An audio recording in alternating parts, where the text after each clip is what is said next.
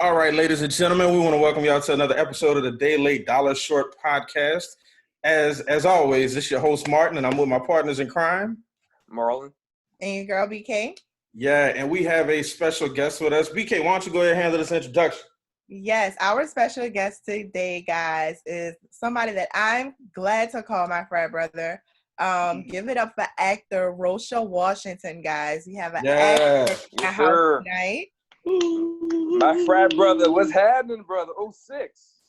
What's happening, man? I mean, look, I'm living this quarantine life like y'all, living this life.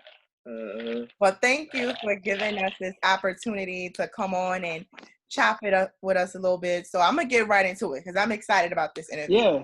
So I'm going to start with the very beginning. So I remember we were in New York, I think last year around the same time. I think it was last summer. And this is when I first heard about your acting, and I hit you up, and we were supposed to link up, and we didn't get a chance, and you was in New York working on your acting. How did that come about? Have you always known that you were going to be an actor? It's always been one of those underlying dreams of mine. You know how everybody has that forefront dream, but then you have that underlying dream where it's like, if I could do this, I would do this for real. So it's always been that since I was little, you know what I'm saying? But after I took the traditional college route and graduated and worked in the industry, in the financial industry, in the banks and the law firms and all of that, I just really determined that it wasn't for me. It wasn't my fit. And I was just like, nah. I woke up one day and I was like, can I see myself doing this for another 35 years? And I'm like, negative. And I realized I had to make a change. So I was just like, yeah, it's time. It's time to get into this acting thing. Nice. Who would you say inspired you? Is there any actors that inspired you, or any quote that said, you know what, I'm gonna take this advice and I'm gonna just get to it? What inspired you to make that leap? Because I know it could be hard to give up that for sure career to follow your real dream. So what pushed you to really say, you know what, let me follow my passion? Honestly, let me tell you what it really was. I did the first time I ever did background, which is extra work. I did it was called The Free State of Jones with Matthew McConaughey. They shot that. That was a good movie too, man. Yeah. I was in there. I'm on the balcony with the black people. But I did that was my first time doing background, being on the movie set and everything. So when I got there, they had chosen me to be. It was a part of it was Matthew McConaughey. He married this white woman that was originally black. Matthew McConaughey's roots was originally black, something like that. But whoever the movie was about, they had her actually family members, her descendants, to be extras, and they chose me to be one of them because I look like them. So right then and there, I was treated like a step up from regular background. But they had a specific scene in the courtroom where they had an old woman was being interrogated by the police, and I'm watching this old black lady and the director they had an action. And she doing her line. She was the casual, I don't know, sir. I was about 5 o'clock when I left, your usual. And I'm the director yelling, cut. And he going and giving her notes. And then she doing it another way. And then Matthew McConaughey jumping in, he doing it. And I'm watching them banter and do this back and forth. And I'm like, wait, this how this go? That's tight. I want to do that. So being observing that and seeing that really lit a fire to me. Then they had another scene where it was outside. And I saw the lady, I got to get her name. The lady, she's an older lady, she's an actress. And I talked to her. She said, man, you could do it. Just get in some classes, get you some headshots, and, start doing it from there. And she was like, don't never give up. And I never forget that lady. And when I left that day, I had made up my mind I was going to start pursuing it as a career. Wow, that's dope. That's really dope.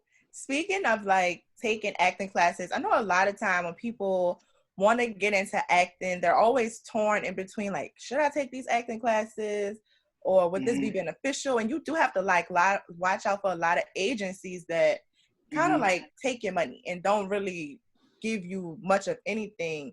Do you feel anything you have done taking classes and just going to those acting camps or anything, do you feel that was beneficial to help you get to where you need to be?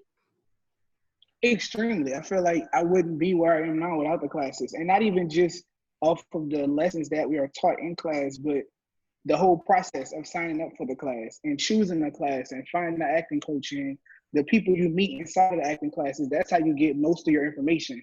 like acting is networking like it ain't nothing else. You can do it on your own, but it's mostly networking. Somebody getting in, you running in class to me, and I'm telling you, hey, my agent is looking for somebody to get a representation, but you wouldn't have met me unless you wouldn't have came to acting class. You know what I'm saying? Mm-hmm. And I mean, it's just, that's the first thing everybody looks at is your training. When they look at to represent you as an agent or to get an acting job, like they want to know what type of training you have. Do you know how to carry yourself on set? Do you know the foundation of being an actor? And that it's not just reading lines, you know what I'm saying? So I would say it's extremely important when it comes to building your career. Nice. So I'm glad that like you touched base.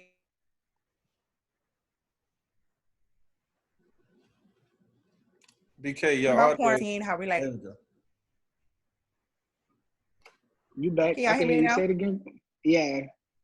Oh, looking at you a couple weeks ago, and you had made this. I so hard because I was like, damn, I didn't think of it that way. You how quarantine shouldn't look at as a bad time. Like you should.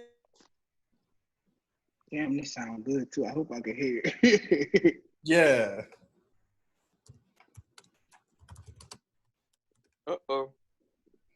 BK, did we lose you? Your audio's cutting out. Is that Cox cable?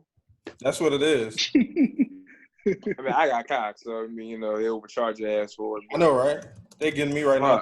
I hate Cox, dog. I'm about to go the Fire Stick way. Yeah, Cox not it. Your direct TV? What do you have, Rosha? AT&T. Oh yeah, got that U-verse internet. All right, BK. So she working on hers. I want to jump into it as far as like where you're at now. So you're the lead, like you're the guy. You're playing the one and only DJ Screw. How did that come about? Honestly, man, being in the right place at the right time, spiritually, mentally, physically, like, and that's all I can really say about it. I was just aligned, man, because the way I got the role was not the traditional route of my agent submitting me or me finding a role somewhere or something like that. They found me on an acting website, a database that I was signed up on years ago. Okay, nice. So and my profile matched, you know what I'm saying? So they found me that way and sent me an email. And normally actors, we don't solicit emails because we feel like it's not legit if it didn't come to our agent or something like that. So I was kind of iffy when I first saw it. But I did my research on the company and I was like, you know what the hell, might as well. And I just submitted and didn't even know what it was for. So once I got the role and I found out what the project was and I did audition again and I got the actual part and I was like, it honestly, it didn't hit me. It didn't hit me for a good 3 or 4 months until like, damn, we was in production. It didn't hit me, man, because it was just like, it was more so like I got work to do. You know what I'm saying? It was more so like I got to get this work done. I got to do this part well. Like this is a lot. And I didn't really know the background of how deep it was in Houston to Texas. Yeah. And to be honest, I still don't know in my mind. I think I do, but I don't really know how big it is. But I'm gonna keep it like that, you know. So I was more so focused on doing a good job, and like when it leaked, man, that was crazy. Like that was just crazy for me. So you're saying you didn't know initially how big he was? I mean, he's obviously passed now at this point, and I know you know all of us being from the South, being from Louisiana, you know. Growing up in New Orleans, we had bounce music. We didn't have chopped and screwed. Like that's what I tell you. We had no limit. Genre. Yeah. You know, back in the late '80s, early '90s, you know, him, Screwed Up Click, the rest of the guys that were part of that, and it's like I didn't start hearing his music till like 04, 05. Yeah. And honestly, I didn't even really. I heard a couple of songs when I moved to Texas for Katrina, which is 04, 05, 05, 06, but. Like you said, growing up in New Orleans, especially in the 90s and the 2000s, all we heard was Cash Money, No Limit, and Bounce. There was no room for nothing else. So, bounce music. And it's such a, when you talked about Chopped and Screwed and you talk about the mixtapes and everything, like we have our bounce mixtapes. When you talk about like Black and Mild, when you talk about the other bounce artists, you know, Big Freedom, biggest ones right now, you know, international period. you know, and then you talk about the polar opposite, chopped and screwed is slowed down, it's cut differently. You know, it's an entirely different genre that this one person created. And now as an actor, you have the opportunity to play someone that that wasn't just a part of something, but that created something. For you, being a creative person yourself, how is that for you? How does that make you feel on, like, I get the opportunity to portray someone that created something that gave to so many different people? Man, honestly, that was another one of the blessings inside of it, because I just had to basically do my job as an actor, which is the same thing as what he did as an artist. Right. He created, he was dedicated, you know, he was diligent in what he did. And it's like, I have to be the same way in preparing for the role. And in being an actor in general, right. I have to be creative, I have to be diligent, I have to be consistent, you know, and so all of the same traits that he had, I had to take on, but I already had them. So he's honestly making me a better actor by right. even trying to follow his footsteps, because I don't have quite the discipline that Screw had. Screw was extremely disciplined. You know what I'm saying? So in me getting ready for this part has developed that to a whole nother level. So now in this position, I mean, I'm sure you've done your research.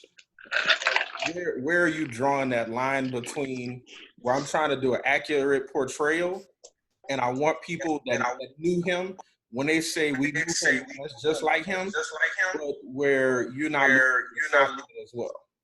Like, they can still see you, but you're still doing respect and justice to the role. Like, where is that line at for you? For me, the line is basically, I'm not here to like mimic him or to like do impersonation. Mm-hmm. And I think that's where the line comes in. And like you said, a lot of our core values are already running to each other. Okay. And acting is more so underneath than it is above. So me looking like him did more than half the work. You know what I'm saying? So yeah, you do. I'm looking at you. You got the shirt on right now, bro. Like, I saw the picture, and I'm like, dog, he looked just like him. Yeah, me looking like him has done more than the work. So it's just, I'm just ready, man. I'm honestly, I'm ready to do it. I'm ready to kill it, and I can't wait for him and his family to get the respect that he's been deserved for so long. Yeah, man, absolutely. Because I know, like, a lot of his honors and a lot of his recognition, you know, on a bigger stage, not just in Houston, but like nationally and, you know, beyond, like, that came after his passing. Mm-hmm. So now it's like, you know, you being from New Orleans, where we have bounce music, you know, like, hey, bounce music is great, but there's so much more out there. This is an opportunity for us to, you know, for us to see the other side of it. Yeah, it is. It's gonna open up musically. I feel like it's gonna change the game. A lot of more people are gonna be sampling stuff. That's what my hopes are, because I know that's what his hopes are. You know, my hopes are aligning with his hopes, because me as the actor, Rosha, I'm already gonna get the blessings I already got the blessings by being him. So anything extra is just like on top. You know what I'm saying? Like, so I'm just trying to push his agenda, what he would have wanted pushed. You know. That's what's up. That's what's up. So look, man, my dad, he has a security company, and we, my part of it, and we secure movie sets. So I've had a chance of kind of seeing firsthand of, you know, an actual like filming day. Like, we out there 12, 14 hours a day. I kind of see how, you know, you would film one part of a scene one way, like maybe like an hour, and then another part of that same scene, maybe another hour or something like that. So for you, what was like mentally like preparing yourself as an actor to memorize these lines to actually go through a 12-hour day? Mentally, I just even before, like, I just get myself to a state of mind that it's a job. It's kind of like strolling for Greeks. You know what I'm saying? It's like, it's something that you know that's fun, that you enjoy, but then you have to get into this space to where you really do that job really well. And then it's a no nonsense type thing involved at the same time, but then you're still having fun. So it's like, to get in that mental space, I just like, I don't know, man. I just go there. Like, it's just learning the lines is the easy part to me. I've been doing that since I was small. That's the part I love, that part about acting. But it's not even really just about learning the lines. It's more so just about like learning what's the message I'm trying to get across behind the scene. And the line is just actually talking for me. You know what I'm saying? But I have the emotion, what I want to get across about this scene already. And the lines just come. I mean, that's how you can see people messing up lines on. It's like line, run to the store. Because I've already got the emotion behind it. So it kind of comes with that total get ready package. So you ever get like nervous when the director says like action? Like you ever get like nervous, little like goosebumps at first? Or it's like straight. Okay, I figured that. I'm like, God damn, all people looking at me. You know, you say action. I mean, like, to be honest, I'm trying to talk. I'm supposed to be talking to my getting rid of my New Orleans accent, but I ain't gonna do that for y'all. I'm just be regular. that shit too hard. To be honest, it is, but it's more so like that adrenaline. Like, you know how like you get nervous for regular stuff, you know what I'm saying? Like speeches or whatever. It's the same nerve. You just gotta know how to channel it. And a long time ago, I learned how to channel my nerves. I mean, think about it. Even just being Greek in college and being involved in college, you gotta speak so many times in front of crowds. You gotta perform so many times in front of crowds. Like, we were the center of attention. You know what I'm saying? That's why college really prepared us in general. And then being an actor, like, doing stage plays and stuff like that really prepares you for those kind of moments, because it's gonna come and the nerves are gonna come. Like, it's gonna come every time.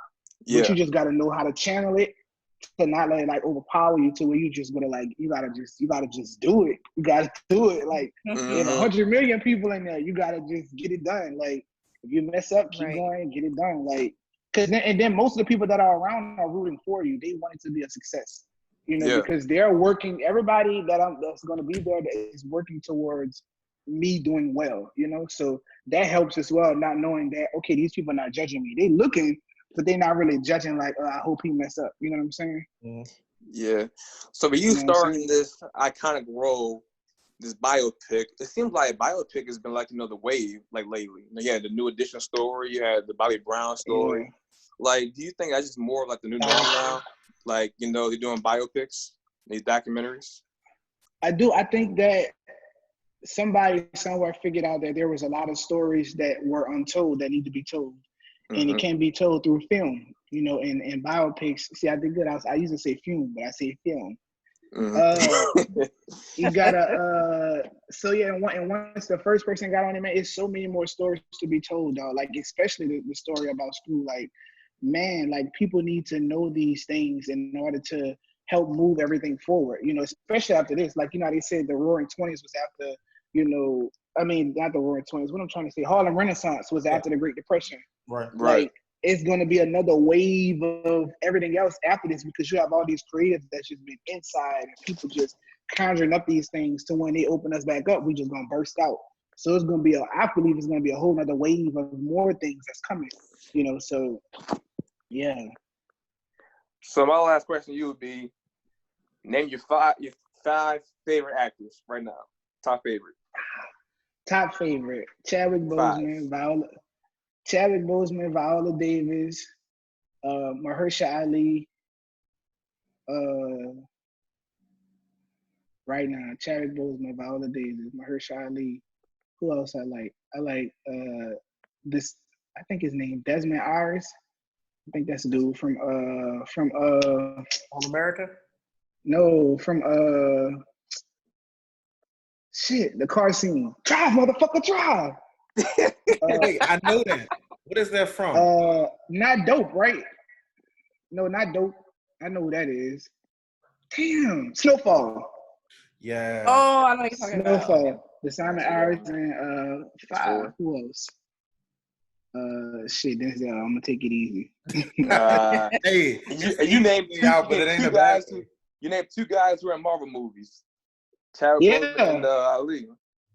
Yeah. What's up, man? I mean, I like well-rounded actors. Chadwick is my top because he's the most versatile. This man has played James Brown, Jackie Robinson, Black Panther, 20 Bridges. Like, he's done everything. Marshall too? Like Marshall, played Marshall too. Thurgood Marshall. Yeah. Like, man, look at the span of this dude's career. Like, damn. And then he killed those roles. He doing the Black Samurai too. Wait, so speaking of which, y'all saw his picture lately? He look how skinny he look. Is that for a role, you think, or is that just him like? I don't know. By his people not speaking on it, I don't think it's for nothing serious. I think it might be like for a role or something because they would have released something by now. So yeah, I hope so, man. He look bad. He look I mean, bad. I'll say this: I know the if it is for the role with it, and they've been talking about. I can't remember the name of it, but they were talking about where the first African who was a samurai, apparently he was a slave or something like that. So there's any number of ways he could be portraying that particular person or situation. Yeah. Oh, and Lakeith Stanfield. Oh, yeah. Lakeith. So replace Denzel with Lakeith Stanfield. Replace no Will Smith, man? I mean, that's an older range. I like to think current. I like to think, because Denzel's the GOAT, of course. Yeah. You know what I'm saying? Yeah, I give him that. Denzel's the GOAT. Will is more of an entertainer for me than an actor. I agree with that. Mm-hmm. Yeah. He good at what he do. He good, but he can entertain. So if you're an entertainer, that's like Beyonce. She could do every damn thing a little bit. You know what I'm saying? Right. And some things she can do more than others, but she could do everything. Yeah. Will is entertaining, and he dope though, but like for his craft people, that's it. Mahershala Ali, Chadwick Boseman, I gotta remember this. Viola Davis, Lakeith Stanfield, and Octavia Spencer. I'm adding names. Let's keep going. Oh, Octavia Spencer. Yeah. We had 7. We didn't pass 5. That's it. Octavia and Lakeith. There it is. Huh?